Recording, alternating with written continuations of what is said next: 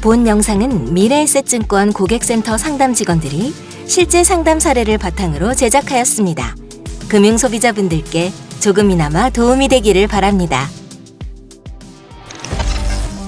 코로나 여파로 증시가 폭락했습니다. 20, 30대의 무분별한 투자에 비상이 걸렸습니다. 영끌 비투가 40조를 육박했습니다. 자고로 주식이라는 게 말이야. 미수, 신용 이런 걸 확확 써야 제맛이더라고. 고객님, 정확한 내용을 인지하지 않으신 채 거래하는 것은 위험합니다. 아니 거기 누구시죠? 안녕하세요, 고객님. 저는 고객님의 금융백과사전 미래에셋증권 엠러버시오입니다. 아니 그럼 더 잘 아시겠군요. 내가 가진 돈보다 훨씬 많이 살 수 있는 거래가 있더라고요.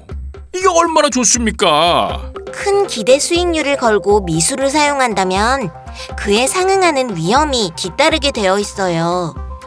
미수 신용을 제대로 사용할 줄만 안다면 단기 수익률을 극대화할 수 있지만 사실 그렇지 못한 경우가 많기 때문에 무분별한 미수 사용은 손실만 키우게 됩니다.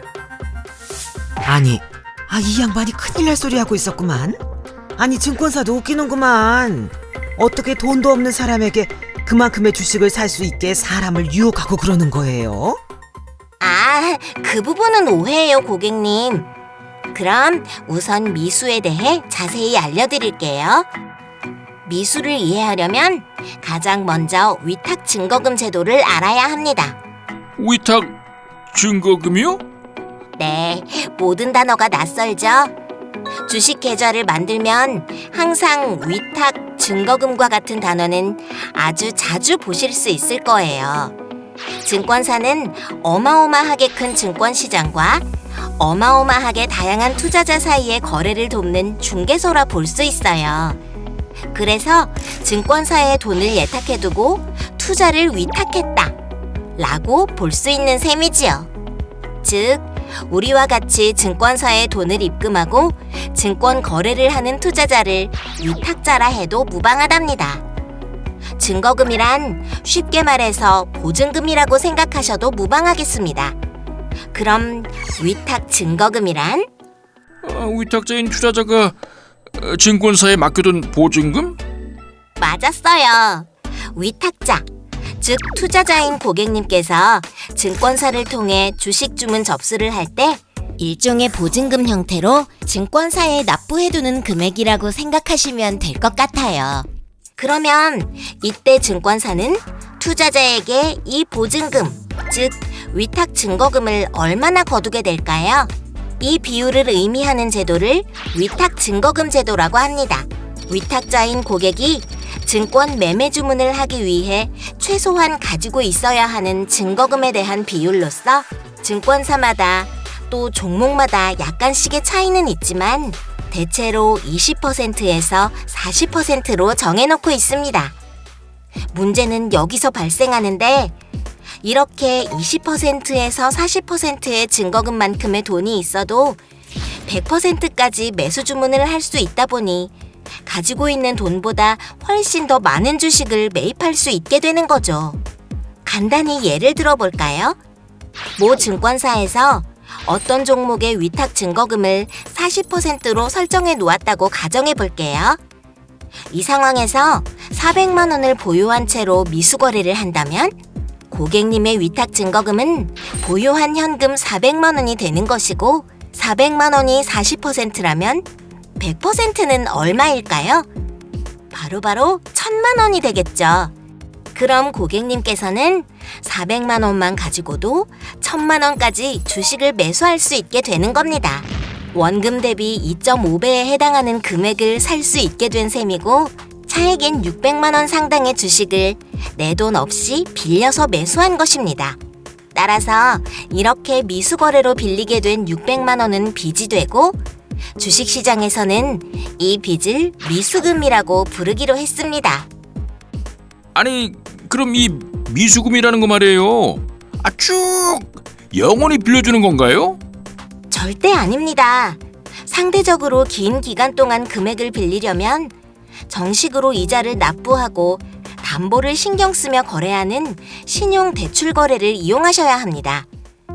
미수금은 사실상 현금 매매 방식을 바탕으로 증권회사가 증거금을 담보로 잠시 돈을 빌려준 것이므로 당연히 결제일 이내에 갚아야 할 돈입니다.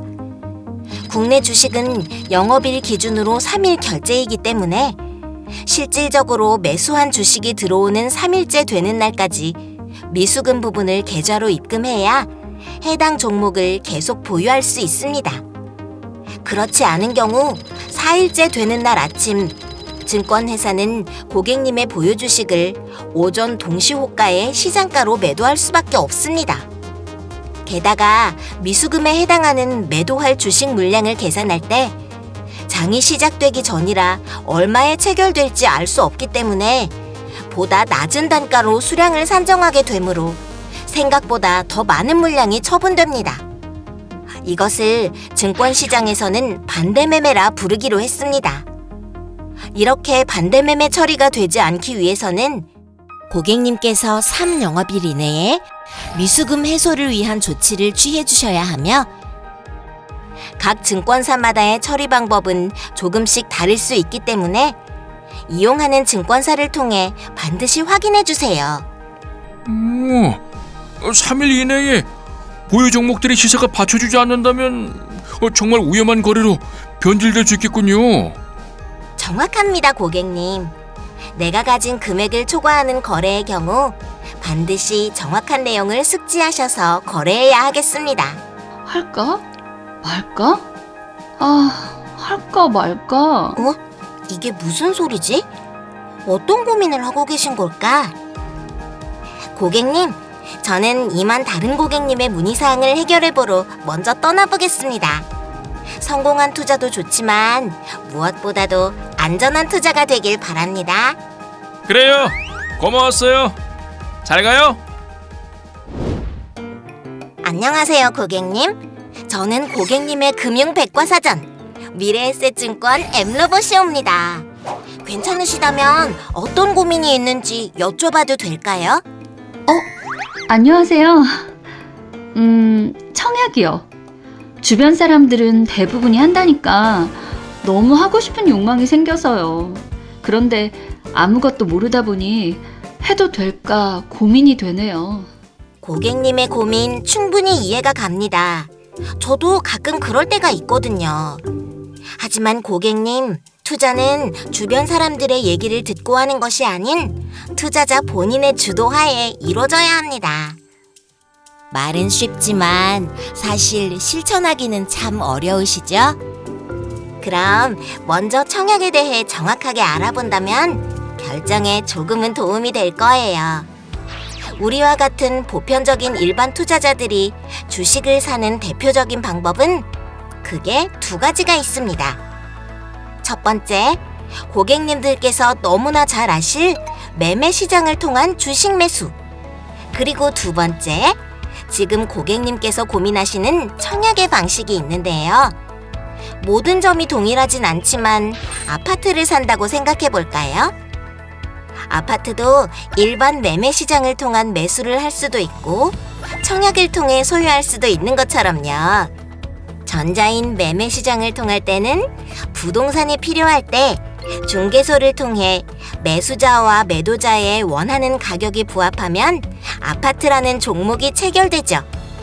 반면에 아파트 청약은 공급자가 정한 접수 기간, 접수 방법 등 정해진 규정에 맞게 여러 가지 절차를 거쳐야 하듯 주식을 매입하는 청약도 마찬가지로 별도의 절차가 있습니다.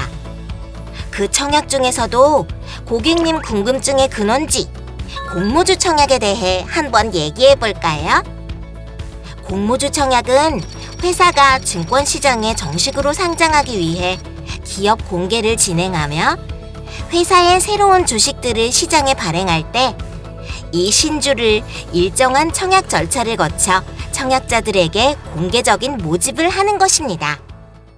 그럼 아파트 청약처럼 언제, 어디서, 어떻게 접수하는지 등등 알아야 할 것들이 많겠군요. 그럼요, 고객님. 지금 고객님께서는 A기업의 공모에 참여하고 싶으신 거죠?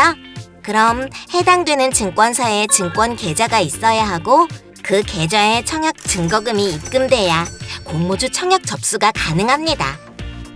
이 종목을 보니까 A증권사, B증권사, C증권사 이렇게 세 군데에서나 청약 접수를 받고 있더라고요. 돈과 계좌만 준비해두면 모두 접수할 수 있는 거죠? 아쉽지만 아니에요, 고객님. 자본시장법 개정으로 인해 2021년 6월부터는 동시에 2개 이상의 증권사에 청약 접수를 하는 복수 청약이 제한되고 있거든요. 설령 여러 증권사에 접수하셨다 하더라도 앞서 말씀드렸던 적격 청약 기준에 따라 청약 시간 순으로 가장 먼저 청약 접수한 증권사에서만 배정받을 수 있습니다. 아이고, 그럼 또 고민이겠는데요. 이 중 어떤 증권사로 결정해야 할까요?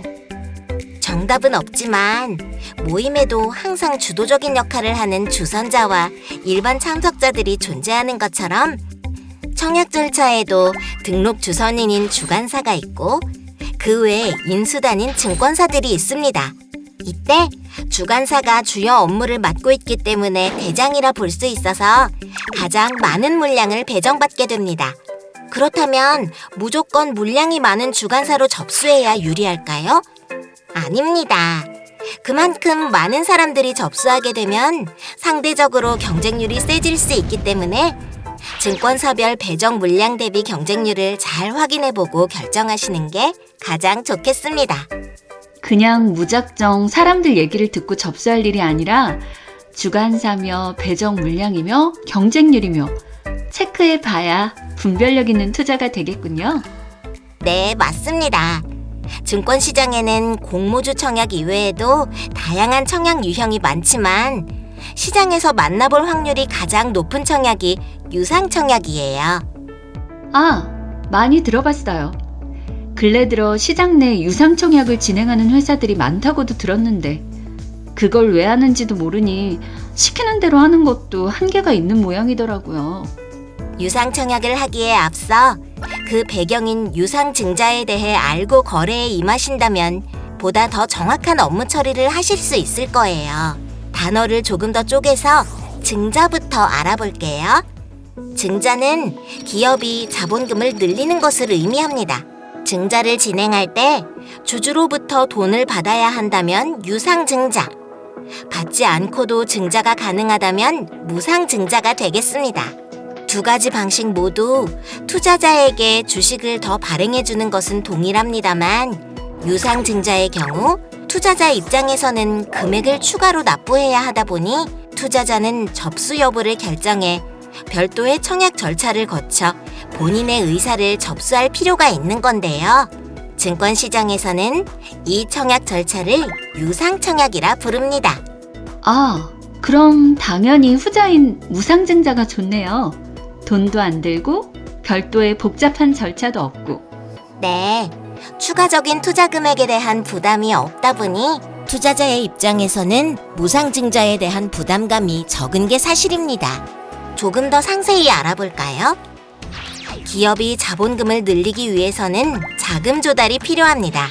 그 자금을 투자자로부터 납입받고 그들에게는 신주를 발행해주는 방식이 유상증자입니다. 유상증자를 하는 방식은 그 형태에 따라 주주 배정, 제3자 배정, 공모 등이 있는데요. 주로 주주 배정 방식이 가장 많이 채택되고 고객님의 실질적인 업무 처리가 필요한 방식도 이 방식이기 때문에 한번 짚어보고 갈게요.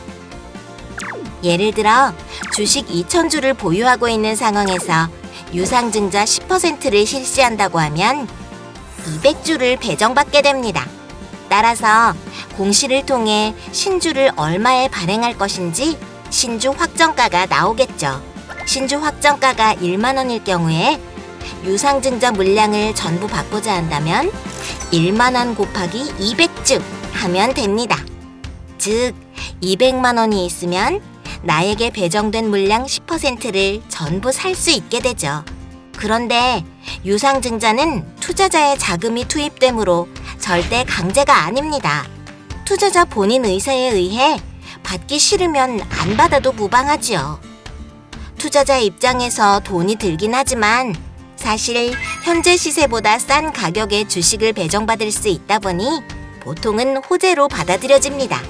또한 해당 기업으로 자금이 유입되는 것이기 때문에 주가에도 단기적으로는 긍정적인 영향을 미칩니다. 하지만 너무 높은 비율로 증자할 경우에는 시장에서 유통되는 물량이 늘어나 물량 부담에 대한 우려로 악재로 받아들여질 수도 있습니다.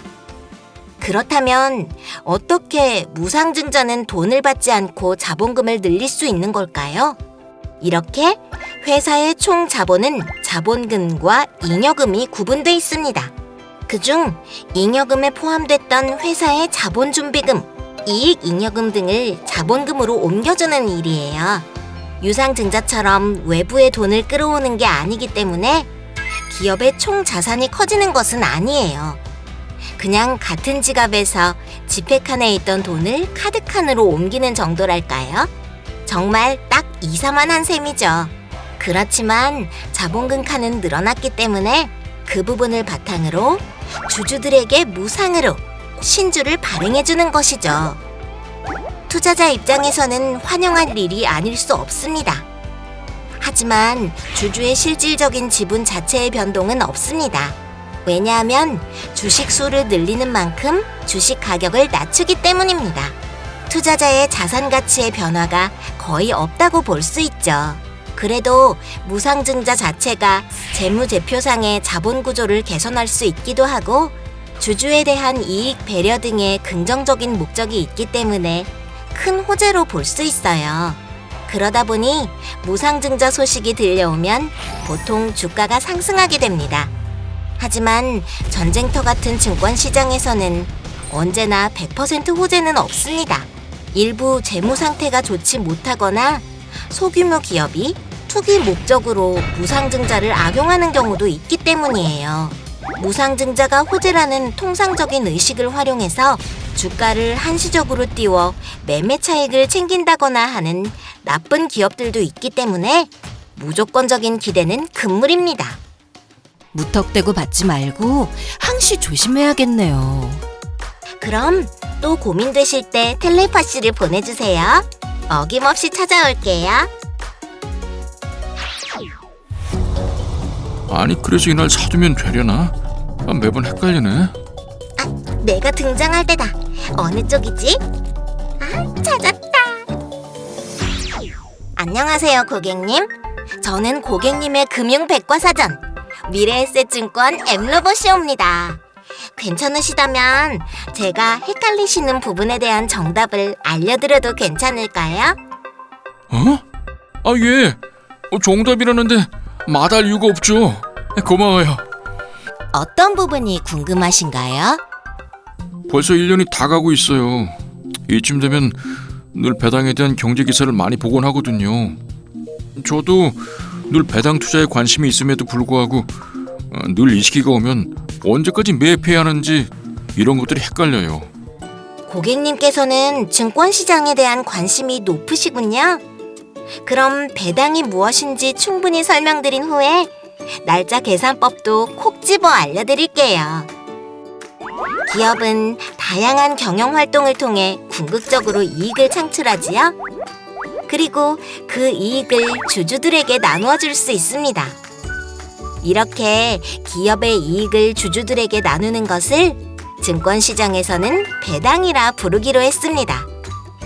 그리고 이 배당은 주식으로 지급해 줄 수도 현금으로 돌려줄 수도 있는데요. 이를 각각 주식 배당, 현금 배당이라고 합니다. 고객님께서는 어떤 형태로 받고 싶으세요? 당장 현금으로 주면 좋을 것 같기도 하고 주가가 고공행진만 해준다면 주식으로 줘도 좋을 것 같기도 하고요. 미래 가치에 대한 판단이 어려우니 너무 고민되실 것 같아요. 그럼 주식 배당과 현금 배당의 차이부터 한번 살짝 알아볼까요? 사실 투자자 입장에서 솔직한 마음으로 이 종목이 이번에 배당을 하는지, 한다면 얼마만큼 배당할 건지 이 부분이 가장 많이 궁금하실 텐데요. 먼저 주식 배당은 마지막 결산월 전에 그 여부가 미리 확정되고 공시됩니다.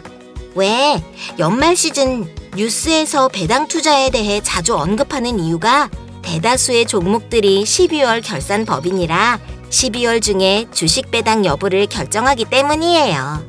그래서 배당이 예상되는 종목들을 미리 사둔다는 전략하에 이런 종목들을 관심 있게 보곤 하는 거죠. 반면 현금 배당은 주주총회에서 확정하고 공시합니다.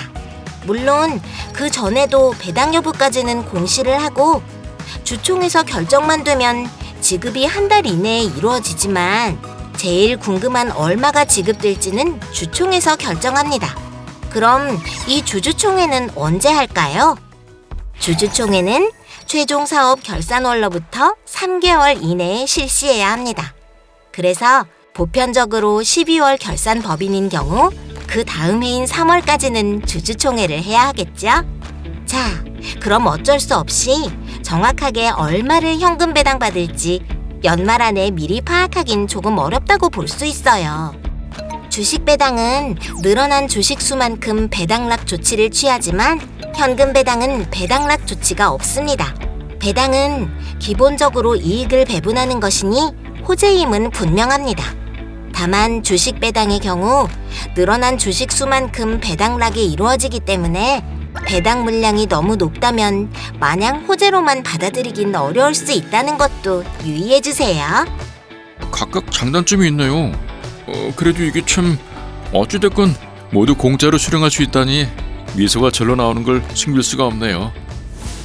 네, 그래서 배당 투자만 전문적으로 하시는 분들도 생기는 것 같아요.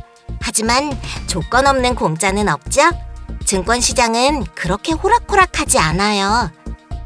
배당 기준일은 결산월 마지막 거래이므로 배당을 받기 위해서는 결산월 마지막 거래일까지 주식을 보유하고 있어야 합니다. 여기서 많은 고객님들이 날짜를 매년 헷갈리시는 것 같아요. 주식시장은 3영업일 결제이므로 주주 명부의 기자가 되기 위해 마지막 거래일 3영업일 전, 즉 이틀 전에는 해당 주식을 매입해 보유하고 있어야 합니다. 달력을 보면서 직접 눈으로 보시면 이해에 도움이 되실 거예요. 매년 12월은 연말인 만큼 대부분 기업들의 결산월이기도 하면서 마지막 영업일에는 국내 거래소가 연말 휴장을 선언합니다. 휴장일에는 결제 업무를 하지 않아요. 그럼 한 해의 마지막 결제일은 언제일까요? 연말 휴장일 전 영업일인 폐장일입니다. 그럼 22년 12월 달력을 한번 볼까요? 31일이 주말이네요. 주말은 언제나 휴장이죠? 그럼 주말을 제외하고 마지막 영업일인 30일이 연말 휴장일이 됩니다. 그리고 그 전 영업일인 29일이 최종 거래일인 폐장일이 되겠습니다. 참고로 폐장일에는 모든 매매, 결제 업무가 정상적으로 이루어집니다. 그럼 29일에 결제가 되어 주주로서 도장을 쾅 찍으려면 3영업일 결제인 우리나라 시장 규정에 의거해 27일 기준으로는 종목을 보유한 상태여야겠죠. 그 가운데인 28일은 배당락일로서 배당 기준일이 지나 배당을 받을 수 있는 권리가 없어진 것을 의미합니다. 배당은 왜 받는 건지 그리고 날짜 계산법까지 잘 이해했어요. 올 연말은 걱정 없겠어요. 매 분기마다 이 달력 계산법을 바탕으로 스스로도 잘 계산해 보도록 할게요. 고마워요. 네, 고객님. 앞으로도 정확하게 내용을 파악하고 이해하신 후 합리적으로 의사결정하시기 바랍니다. 언제나 안전하게 투자하세요.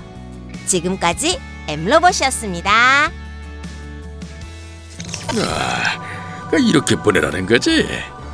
원격으로 알아서 해준다는 건가?